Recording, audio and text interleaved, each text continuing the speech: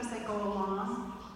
I'm not sure what my day looks like. I'll see if I can fit that front desk stuff in. I know that puts you in a bind, but I'm just going to play it by ear. Would that work out real well for you? I think not. Well, the same is true when you're the manager of yourself, right? So self has a conversation with self, kind of managing your time. And what does that look like? I used to do it on Sunday nights. I sat in my favorite chair with my favorite cup of tea. I sat with a paper planner, and I know in today's world, many of us use electronic planners. And I simply created a schedule to plan my time. Not my tasks, my time. So that I almost had a punching clock. What hours am I going to show up, and what hours am I going to go home? So I, of course, would plug in shows first, all the appointments that I had, parties where I was going out to sell, those were on the calendar. But then, of course, I needed to plug in time for meetings and contact with my team and planning events and getting more bookings. And I scheduled myself as if I had a regular job. Could that habit make a difference in your life? Show of hands. How many of you feel that habit would make a difference in your life? Absolutely. And just a little side point, if anybody has ever experienced in your home environment, the support level isn't where you'd like it to be. A little tip for you. Maybe there's a part that you need to do that it doesn't matter when you do it. You could get on the phone Tuesday night to get bookings, and I appreciate we get bookings a lot of ways today, but folks, the phone is still a viable part of what we do. Or you could do it Thursday. It doesn't matter, either of those is fine. Wouldn't it work great to sit down with your spouse and say, need a night to get on the phone? Doesn't matter to me if it's Tuesday or Thursday. Do you have golf stuff this week or anything going on? I want to make sure I do it at a time that's convenient for you. Which is better for you, Tuesday or Thursday? He says Tuesday. You go, great. Well, then I'm going to count on you to cover the household from this time to this time. I'm going to be back working, but I promise you, XYZ time I'm off duty, we can hang out on the couch, we can have a glass of wine. There's an end time, and they were involved in the decision. We photocopy the calendar, we put it on the refrigerator, and we live by it. And they feel invested. This increases the family respect to the business. Does that one small idea sound like it might make a difference for anyone? Show of hands. Way. Okay. And it helps you start the week not feeling like the caboose of the train, where the train is taking you for a ride. You feel like the engineer. Super. You're at the front of the train because you created the schedule. So let me know how that goes. My next suggestion is to think in terms of rotating your focus each week. And I'm going to take you through as a leader how you might do that.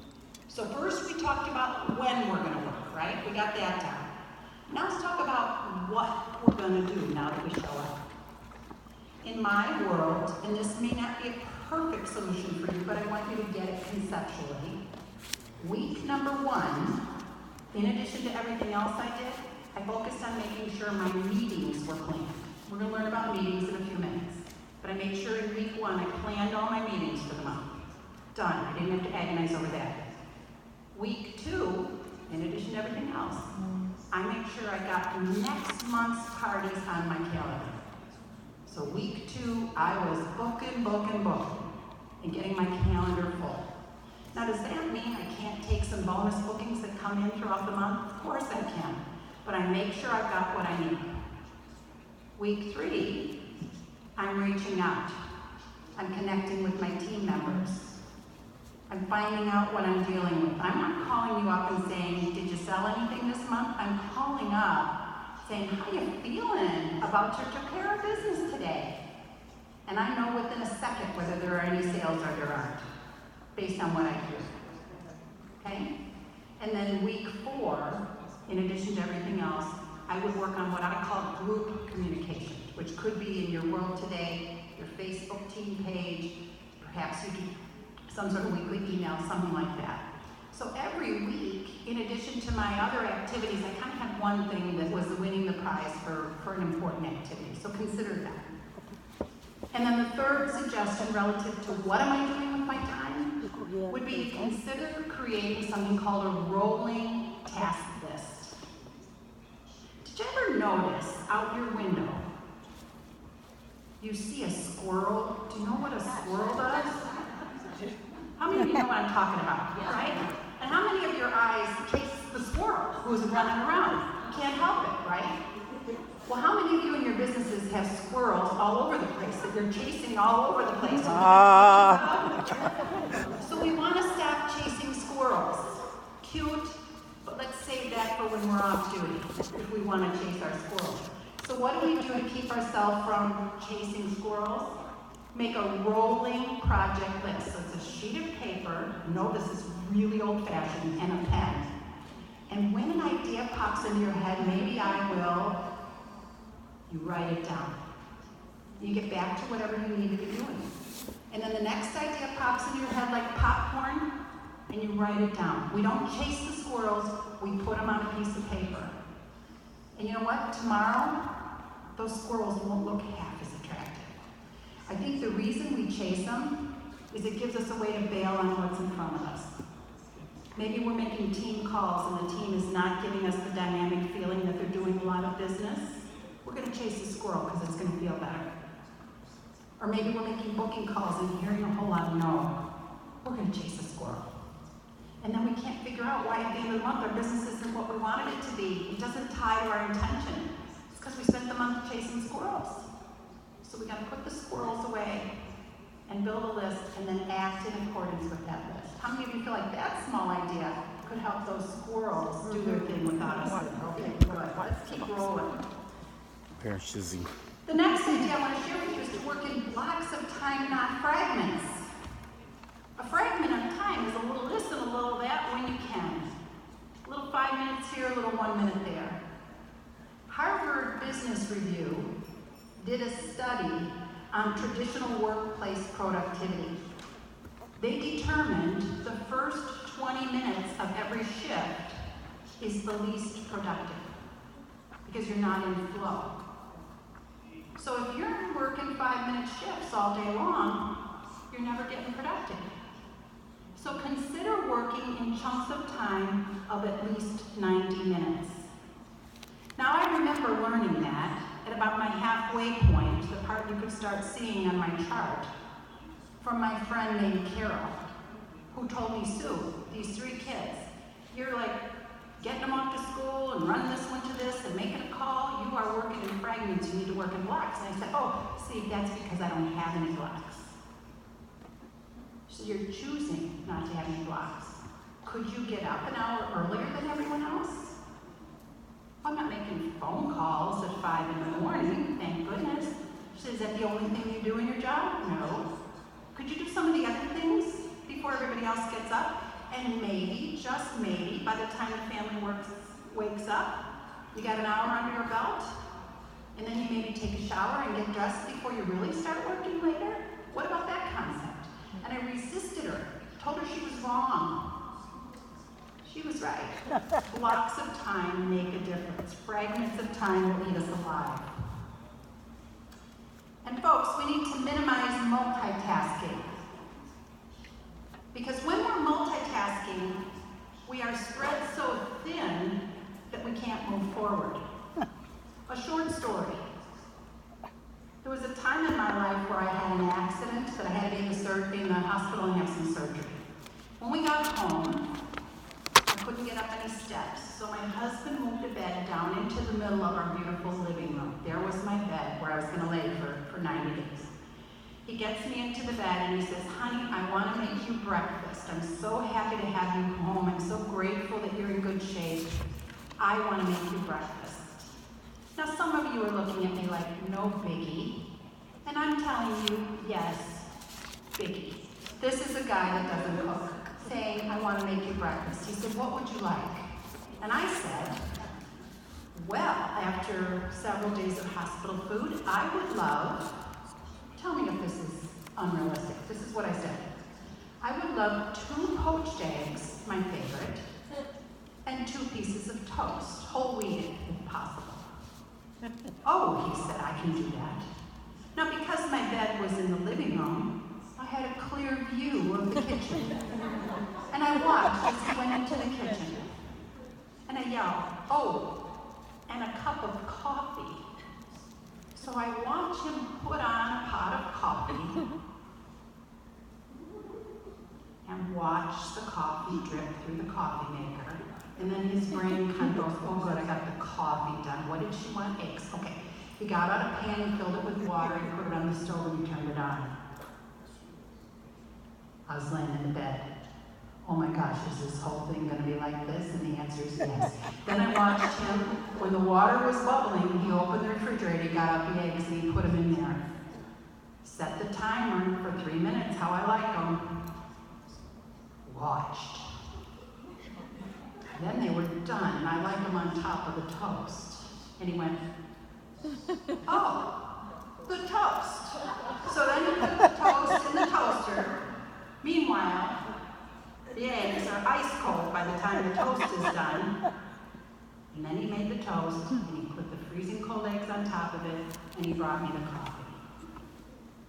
Now, had that been you, or had that been me, we would have put on the coffee, put on a load of dishes, made a couple phone calls, put on some laundry, helped baby on our head, put on the eggs, got the eggs going, put the toast on, boom, it would have been done.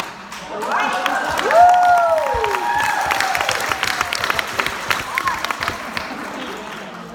But that's because we wire ourselves to multitask. And at the end of the day, we are exhausted. How many of you agree? And sometimes when we spend the day multitasking, our spouses come home at the end of the day and just meaning well, not a bad question. They say something like, how you doing? And this is what we say. Because we've been multitasking all day. Am I the only one? How many of you are working on this? Okay. So folks, multitasking is how we sell ourselves on doing more. And in general, we do less because we burn ourselves out. So when you are engaging with a human being, whether that's a member of your family in downtime, or whether that's a host, or a team member, or a prospective recruit, give them your undivided attention. No doing other things while you're doing it. If you have that team member who talks too much and is wearing you down, instead of saying, well, she's just going to talk too much so I'll multitask, fix the real problem and help make that call be more productive. We'll talk about how in a moment. Watch out for the story we tell. So when our spouse says, how was your day? And we're all crazy, nutty, instead of saying, it was just, I'm just so out of control, and I couldn't get anything done, and this happened and that happened. I mean, they start to glaze over, right? And they often make the suggestion, well, then just quit your business if it's that bad. But the truth is, we don't want to quit our business. We love it. Am I right? We love it. It meets us on an emotional level. It's better than just washing those floors. Nobody ever says thank you when we wash the floors, but don't we say, way to go here when we're with our peers and say, I saw your name, you did this. It feeds us. Do we want to quit our business? No. But if we let them know that we're frenzied, they're going to encourage that. So if a friend ever says, how's your business going? Or your spouse says, how was your day? Here's what you say. Unbelievable.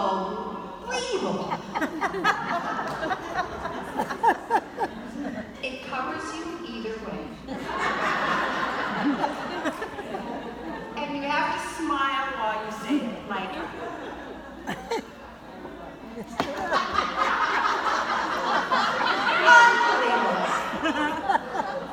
right? Watch out for the story that you tell about your business. So folks, that's just a little bit about you and how you think about managing yourself. I know later today, Megan is going to have a workshop with you on time management. You're going to get some tools and nitty-gritty strategies to manage your time really, really well. But I wanted to set the stage for you to think about self-management letting go of multitasking, and looking at your time a little differently. How many of you heard at least one idea there that you think could make a difference for you and your business? Okay, are we ready to move on and talk about our priorities? We're going to talk about our role, because you may be wondering, what in the world do I do? I mean, this is great that I got the calendar, I'm not multitasking, but what do I do? Leading is not mothering people. It's mentoring, it's guiding, it's being in the front of the line. But you know what? There are ways we do that in strategies, and I like to think about leadership as having 8 essential elements, and we're going to walk through each of those 8. And you'll notice that those 8 elements are on 3 levels. So we're going to dive into one level at a time, and we're going to start with that first level. I want you to notice the first level is about selling and recruiting. You know, I told you about those 3 little boys that were 6 months old and 2 years old, not quite, when I started the business. Well, one of them grew up, they all grew up, not just one, they all did grow up. But one of them grew up and became an engineer. And he once told me something I didn't know was true. Maybe you know this. A building can't grow tall without a deep foundation. So the deeper the foundation, the taller the building can be built. Well, folks, that's true about our businesses. Our foundation for leadership is selling and recruiting. That's our flat, basic level. And that needs to be deep and strong, because we can't grow tall unless that is a solid foundation. And when I say selling and recruiting, I'm not talking about our team selling and recruiting. We'll get to that. I'm talking about our selling and our recruiting. So selling. Let's talk about selling. It's, you know, we're in a direct selling business, so selling is kind of part of the deal, right? No surprises there. I think about selling, and the most efficient way to sell as a direct seller in Party Plan as the party. Now I get we can sell all kinds of ways today. It's a contemporary world with all kinds of methods of connecting with people. And I say to all of them, do it, yes. But not instead of doing parties, in addition to doing parties. Because the party is the central element that drives success. When I say it's efficient, let's talk about what makes it efficient. In one measure of time, I pull my car out of the driveway of my house, one time. I'm in front of a room full of people that I've worked hard to make sure it's a room full of people. That doesn't happen by itself. I saw in your workbook you're learning host coaching. I'm thrilled that you're learning that. That's going to help those rooms full of people be bigger. So go to that class whenever it is. But in one measure of time, I'm sitting in front of a room full of people, sharing my passion for the jewelry, my passion for how it's going to change their lives. Most are going to buy. If we do the metrics properly, we're going to leave that night with a couple of bookings. Because we're not just selling products, we're selling parties, we're selling the business. We're going to leave with a couple of parties booked and at least one recruiting lead. That's our goal, that's our intention. And then we leave and we go home, and in one measure of time, I have sold, I have booked, and I have recruited. This lightens my load later. I don't have to jump on Facebook and beg people to book with me. Or put a post up of all the things that are on special. Please, please, please, please, please, please, please have a party with me. I can do it while they're in the live captive energy of a fun party where everyone is trying on Stephanie's and Doris's and feeling like they look like $1 million. Because FYI, not bad. Agreed? Pretty nice. And you're all sparkling too. I don't know the names of all the ones you're wearing, but they're lovely. So the party's your most efficient way to work. And it's always essential to your success. Do you remember when I showed you my chart, and at that $19 million level, you may be asking, well, did she really do parties there? What do you think? You bet I did. You bet I did. When I was at about the 19 million level, I did about 6 parties a month. When I was in growing phase, I did between 2 and 3. No, 6 parties a month, growing phase between 2 and 3 a week. Okay, I happen to believe this truth. 1 party a week, you have a business. 2 parties a week, you will grow your business. 3 parties a week, you will hit the top of the charts. Less than 1 party a week, you have an activity. What's the difference between a business and an activity? Well, on the team that I led, I had plenty of people who had an activity. But in my head, I didn't expect any more than activity level out of them. I worked closely with the ones that did 1 a week, and I nurtured the message of 1 a week. And I encourage you to do the same. Now, one of the benefits to you doing 1 party a week or more, 2 a week if you're in the growth phase, which I would encourage all of you at this stage of the business to be in. And when I say 2 parties a week, let's say you do a vendor event. Let's say you get a collection of orders and you put it in as a party yourself. I call those icing on the cake. Icing doesn't taste good without a cake.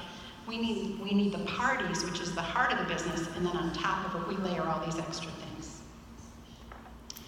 So, selling at least 1 party a week.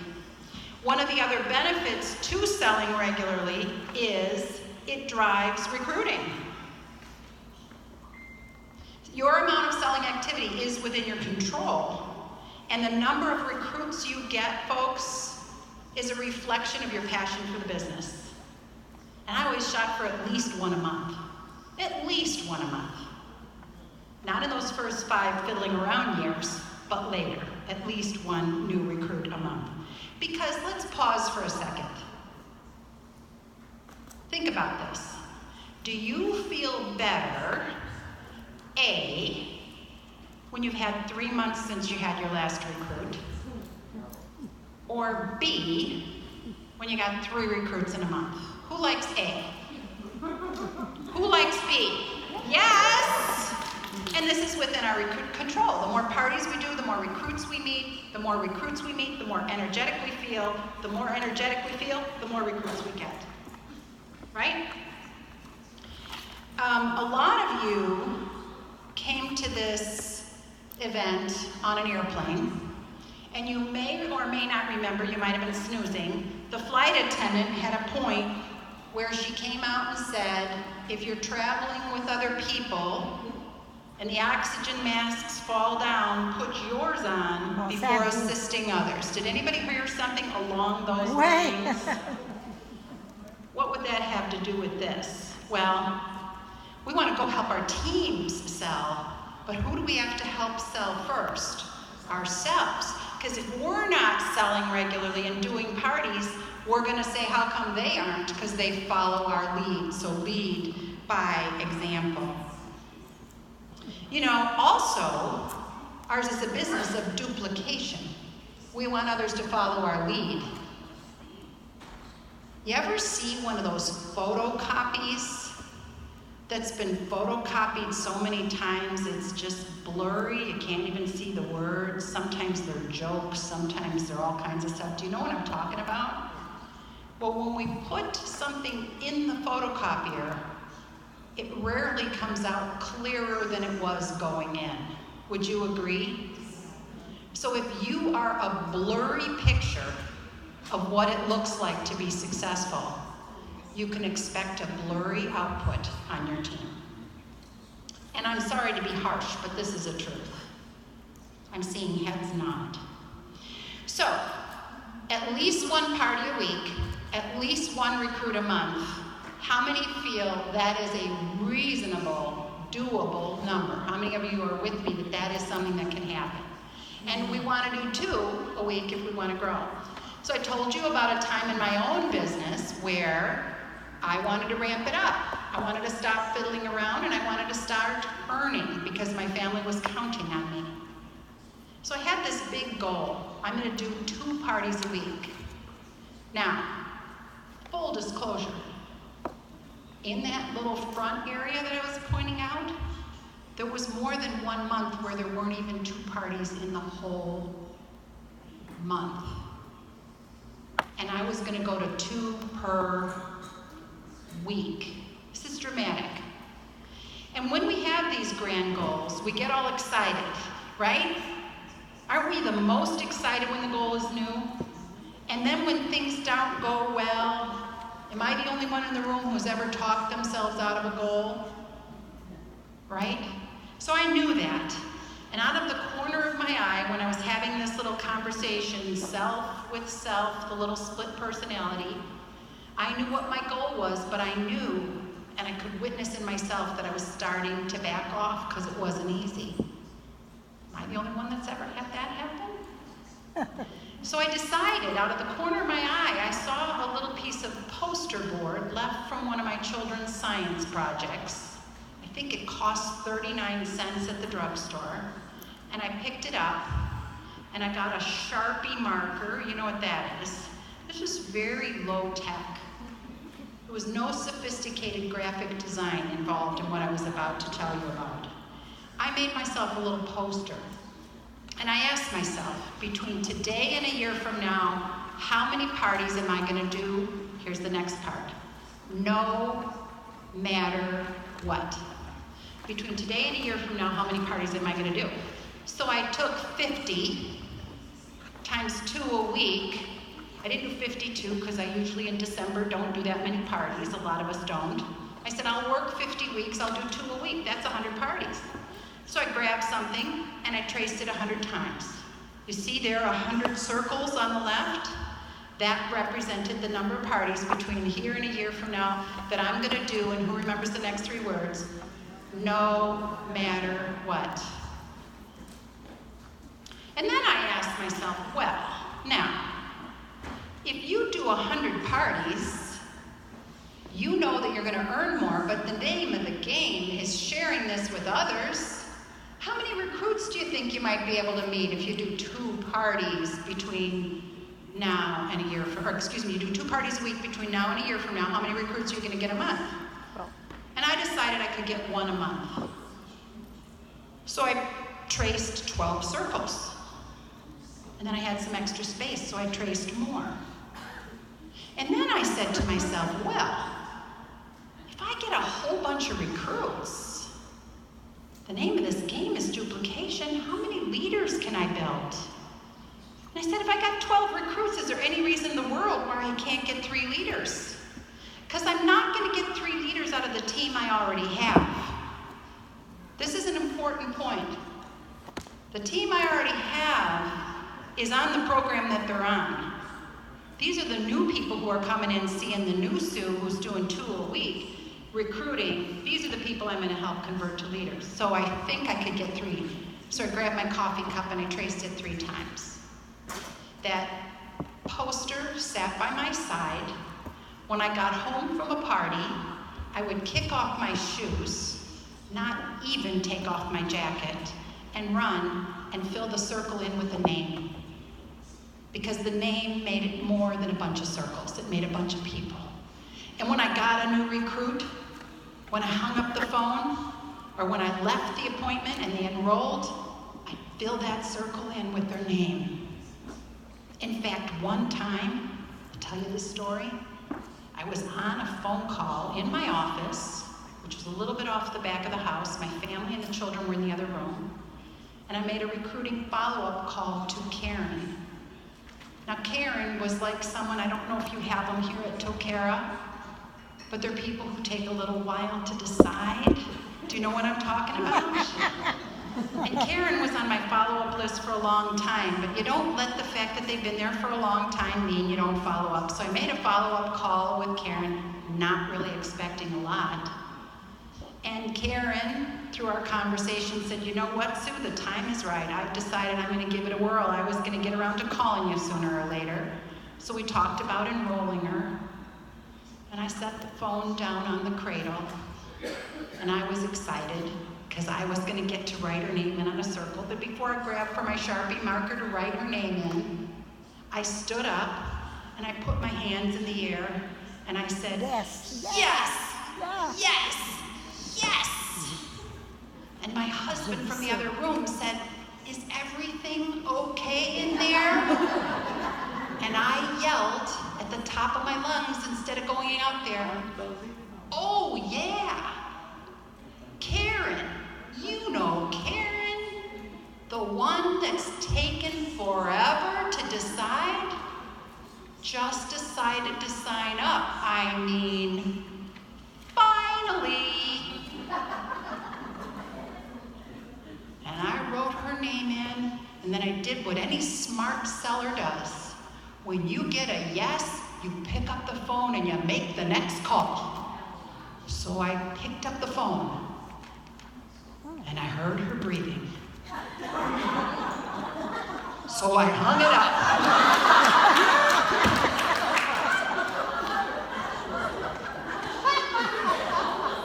What would you do? So I hardly slept that night, and the next morning I got the guts to call her. And I picked up the phone and I said, Karen. She said, don't even start. Wait till you hear this. This is what she said. Do you have any idea how it made me feel to know that you were excited? I was off the hook. I mean, she wasn't judging me. She was happy that I was excited. That worked out. All right, anyway, I thought I'd share that with you. That's how energetic I got.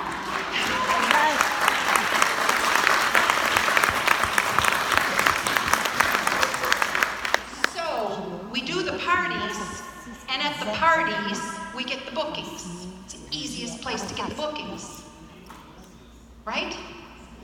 We get the bookings, which means we do more parties, and we get the recruits, because they're seeing what the business is.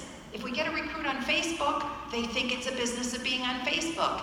If we get a recruit at a vendor event, they think it's a business of doing vendor events. If we get a recruit at a party, they think it's a business of doing parties. And then we get the recruits and we're smart about working with them, and we help them grow into leaders. This poster changed my business. Could it make a difference for you? Yeah. Okay. Secret is Sharpie marker, poster board. We don't need to get a graphic design degree to make anything fancy, just simple. I still have mine, FYI. Okay, so our first level was all about you. Let's step up a flight of stairs. Sometimes we don't want to go up a flight of stairs, but let's go up a flight of stairs. Let's look at our next level. Are you with me? Feel like we want to go to the next level? Yeah. All right, so what do leaders do at the next level? These are the things we do for everyone on our team. If you see the word over here, that we do for everyone on our team. And what are those things? We train, we do meetings, and we communicate.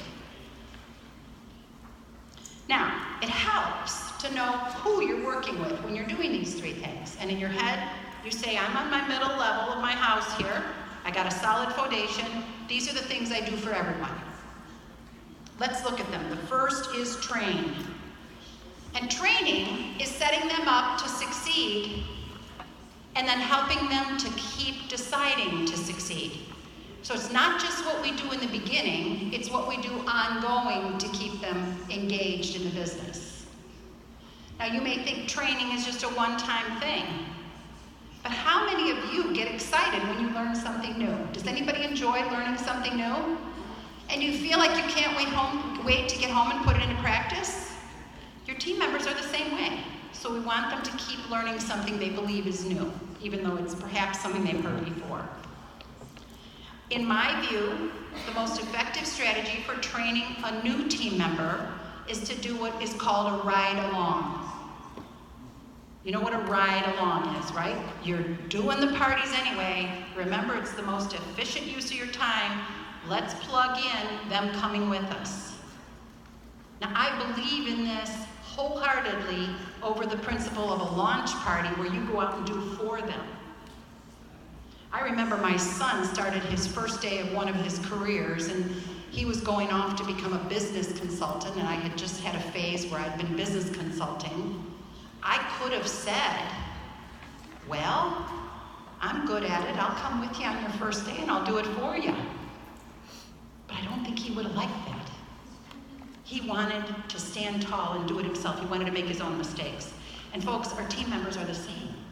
We need to equip them with what they need to get started and let them soar and let them learn and let them grow. Doesn't mean throw them to the wolves. Make a follow-up call the day of their first party and say you're going to be amazing. Call them the morning after their first party and tell them I'm sure you were amazing. But to learn, we bring them to our parties on what I call a ride-along. And one little tip on a ride-along. Instead of standing up and saying, my name is Sue, and I am your Tokera consultant, and someone who is under me, named Jody, is with me tonight because she's here to learn from me. How's that feeling, Jody? Pretty good? Kind of doesn't make you feel real important, right? What if you instead said, I'm Sue, thank you all for the incredible warm welcome that you gave me tonight.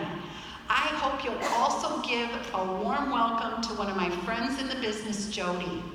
One of the cool things we do in our business is we learn from each other. I go watch other people do shows. She's here watching. I hope you'll welcome her with as much heart as you've welcomed me. And you may hear from Jody a little later. Her favorite necklace is the Michelle. And when I get to talking about the Michelle, I'm going to tell you, she knows everything about it, and we're going to let Jody tell us about the Michelle when we come to that a little bit later, because she gets super excited when we talk about the Michelle. Does that feel better? I love it. Yeah. So ride-alongs. And so that's a tip on how to do it. But now let me give you a little bonus. You will notice on the parties where you bring a ride-along, you get more recruit prospects. Because at the parties where I don't have a ride-along, the only example they're seeing is me. Maybe I'm young, maybe I'm old. Won't decide right now. Maybe I'm tall, maybe I'm short. Maybe I have children, maybe I don't have children. People are looking at me thinking, am I like her? Oh, she's old, she's tall, she has grown children. This must be a business for people who are old and are tall and have grown children. I mean, that's not conscious, but they sort of pattern your stage of life and they relate or don't relate. But if Jody comes along and I give Jody a chance to talk a little bit, they're kind of checking me out and they're checking Jody out, and they're going to be like, well, I'm sort of not like that Sue girl, but that Jody girl, maybe she's a little quieter, maybe you are, maybe you aren't.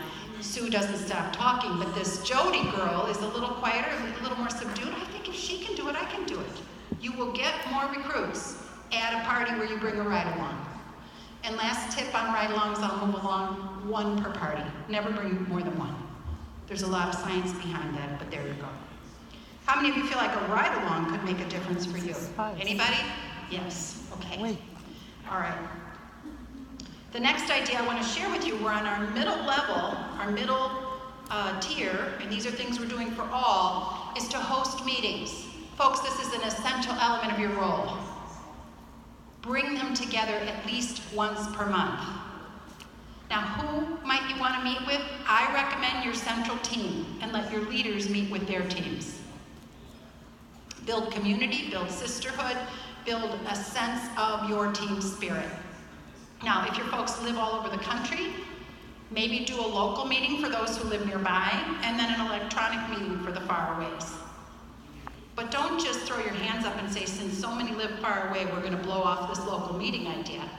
Because hearts are changed as people sit at a meeting. Hearts are changed as people watch people being recognized. And that happens in a live meeting.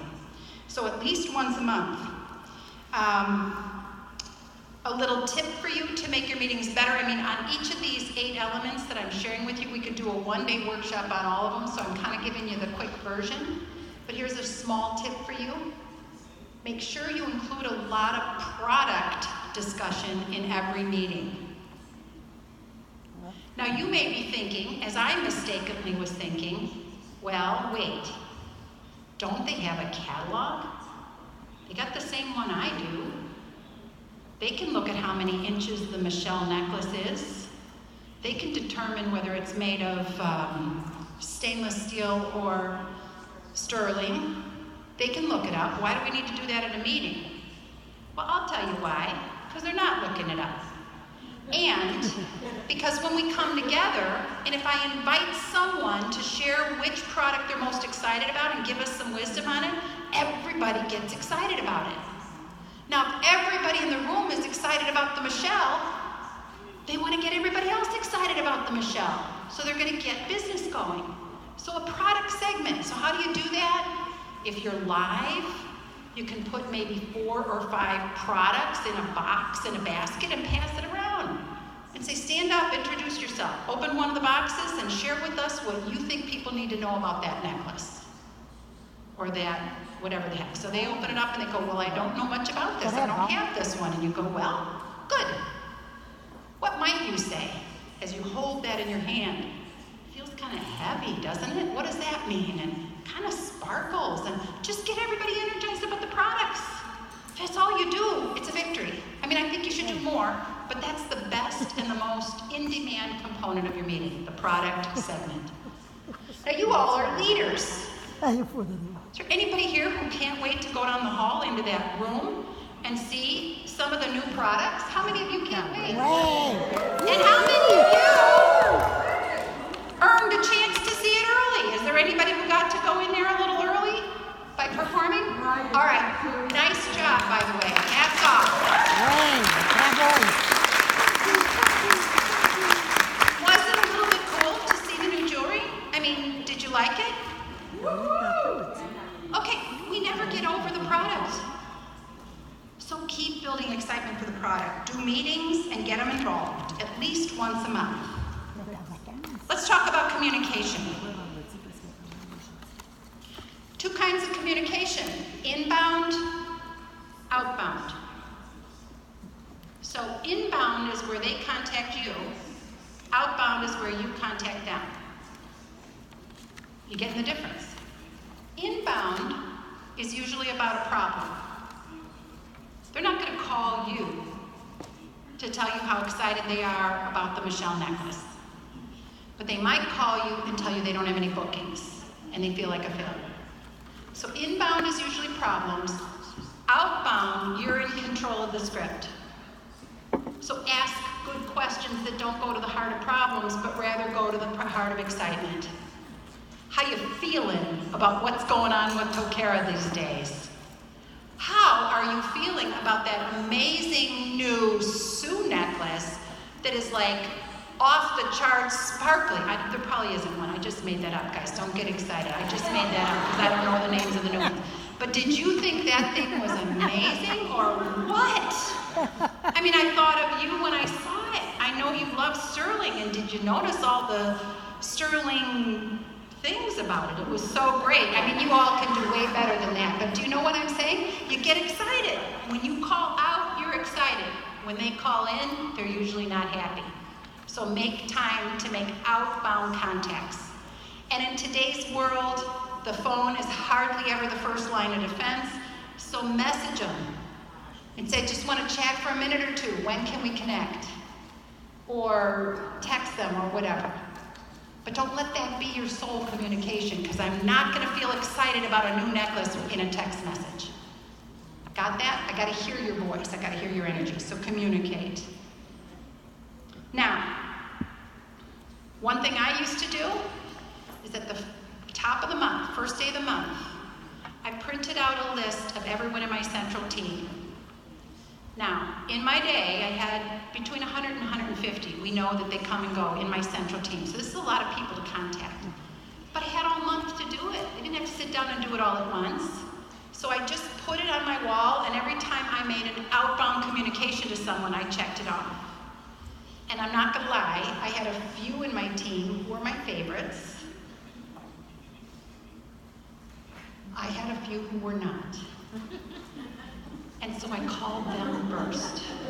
And I made a deal with myself. If I could make contact with them, that I could walk up and get myself a latte, because it was like, woo, you did it, you did it. So I did that first, because otherwise, you know, well, I won't go down that path. All right. Here's a tip for you. Put up a sign near where you work that says, what is most important right now?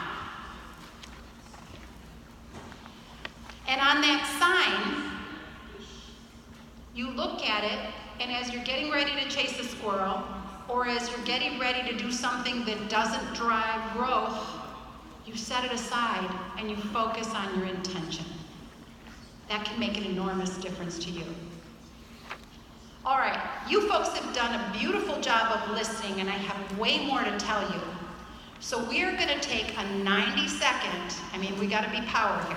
You guys can do it, I feel it. 90 seconds, and here's what I'm gonna ask you to do. Give thought to, so far we've been chatting for an hour, what's the one thing you heard that's gonna make the biggest difference in your business? And when I say go, I want you to turn to a neighbor, tell that neighbor the one thing that's gonna make a big difference in your business, and ask them to tell you what they heard. And you've got, I'm not exaggerating, 90 seconds, ready, set, go. Moi, c'est faire 3 shows par semaine. Aller jusqu'au top. Ouais, moi aussi. Check. J'ai compris que 1, t'as une business, 2, ça grossit, 3, c'est le top. Ben, moi, je veux le 3. Puis son fichier de. Le fichier là, Oui, des. je vais le faire, regarde. Ça, je l'ai posé. Oh! Je vais la réécouter. Je vais te l'envoyer.